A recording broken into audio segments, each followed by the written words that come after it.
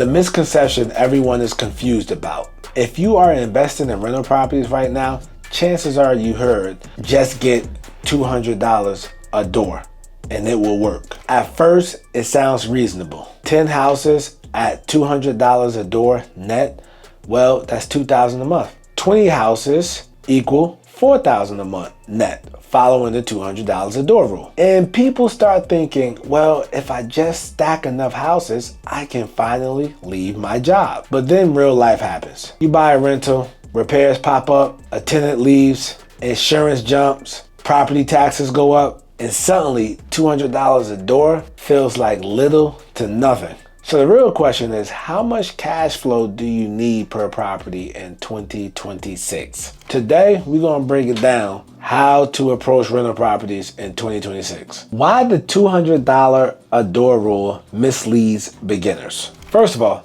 there's no universal cash flow number that works for everyone. The $200 a door rule worked when houses were cheaper, interest rates were cheaper, investor had smaller loans, and appreciation on properties were strong. Let's say a rental properties produced $200 a year. That equals $2,400 a year. However, let's say your HVAC system goes out. You gotta pay $6,000 to fix that unit. Well, if you're only making $2,400 a year, it's going to take almost 3 years, okay, to get back in the black from the red. So that is one of the reasons why it's extremely dangerous to get involved with that $200 a door method, especially if you are newer. Thin margins, don't forget mistakes. As someone who's a full-time real estate investor, have I done $200 a door? Yes. Will I do it again? Yes. Our goals are different, okay? The $200 a door may work for certain people. So let me tell you this. I bought a property, a rental property, and I was probably making around a little less than $200, probably $180. But I knew this property was in the path of progress. And fast forward, I was renting that property out for $800. And today, that 3-bedroom, 1-bath house can easily get $1,500. And in the midst of that, the dirt is worth $250,000 and I paid $45,000.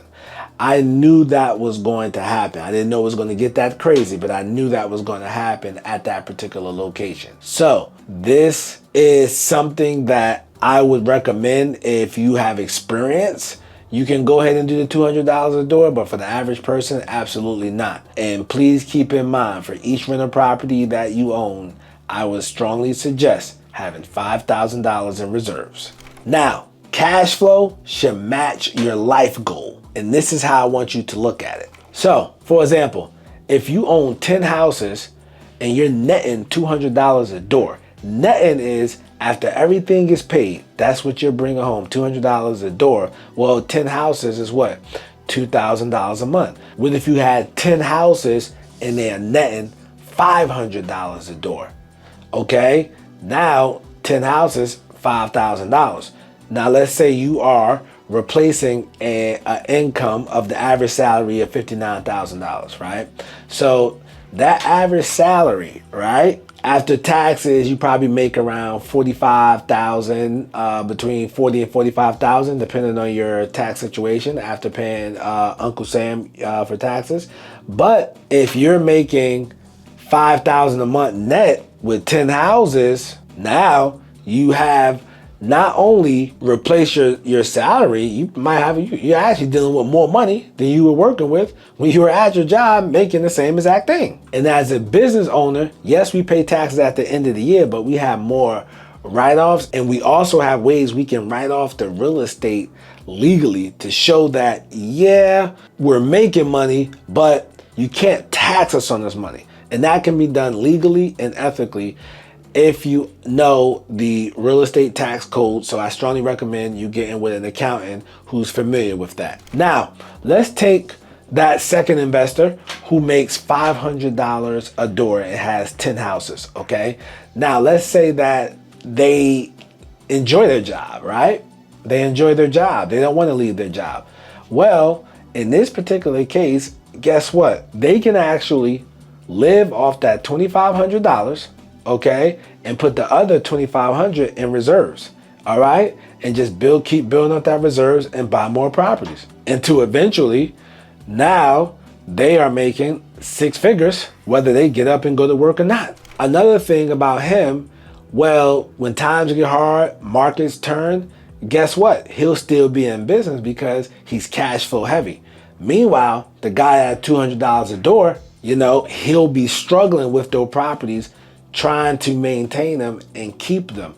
The reason why he'll be struggling and trying to keep them because of thin margins, your repairs, the tenant. You can have a perfectly good tenant, and that perfectly good tenant that's paying on time can disappear at the middle of the night, and you don't even know what happened. And if you're following it the legal way, you might, okay, well, this person didn't pay, so let's file eviction. So now you lost a month and a half or 2 months in rent because this person left and you couldn't follow them, but you had to follow procedure before you just went into the property. All right, so just keep that in mind, that the thin margin deals can put you out the game real quick. So invest wisely. If your rentals don't support your lifestyle, they will become a job, and a dreadful job. Different markets require different strategies. So for example, I'm in Charlotte, North Carolina. Property is extremely expensive here. It's a small probability that properties will cash flow.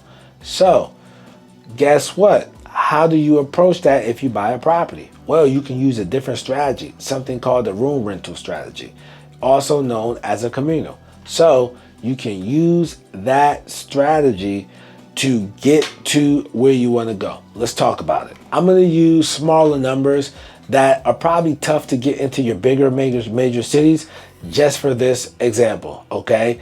Now, let's say that you buy a property for $150,000. Let's say that property rents for $1,600, and all your expenses, you're in for like $1,100 with property tax and insurance and everything else, right? But the property rents for $1,600 and you are cash flowing $500. That's a great deal. But let's break down the room rental. Now, let's say that you have a 4-bedroom house.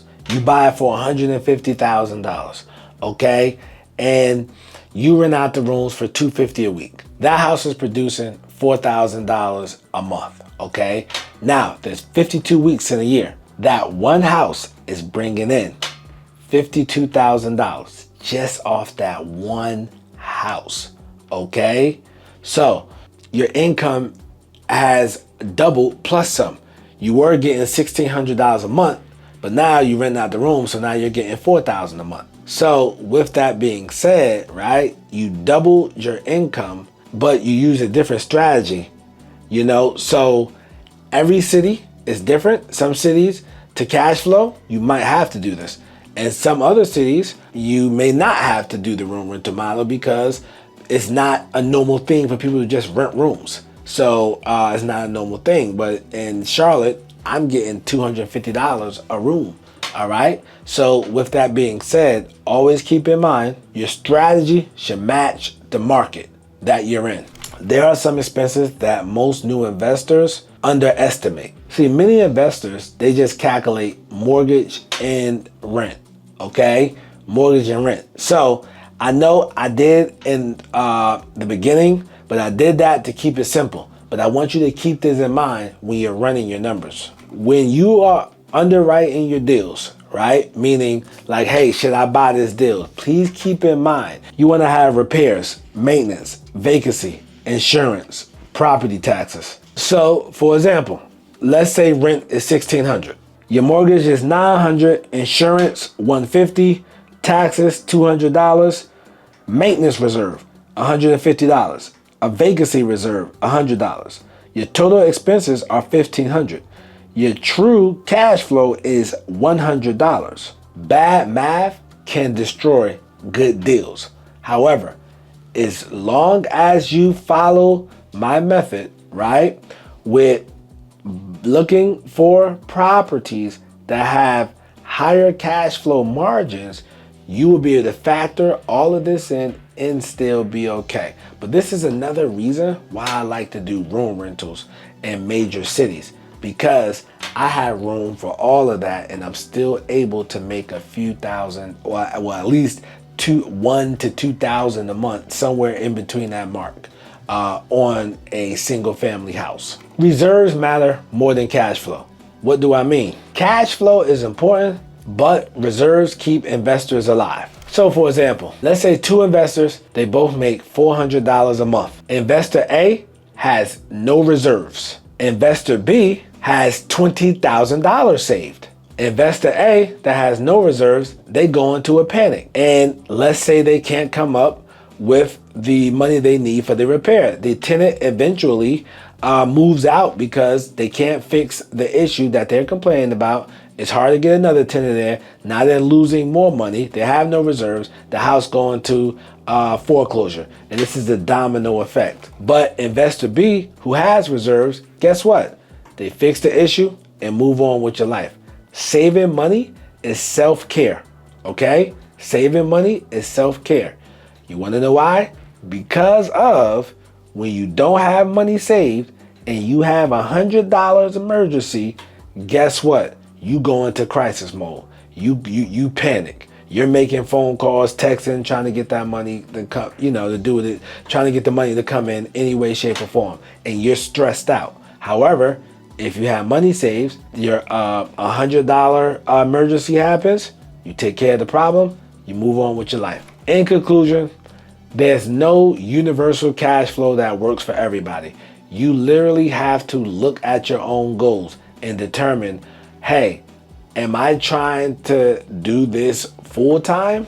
Because if so, I need to maximize the cash flow so I can hit my number, whatever it is your number is. Most people, their number is $10,000 a month, just to throw it out there.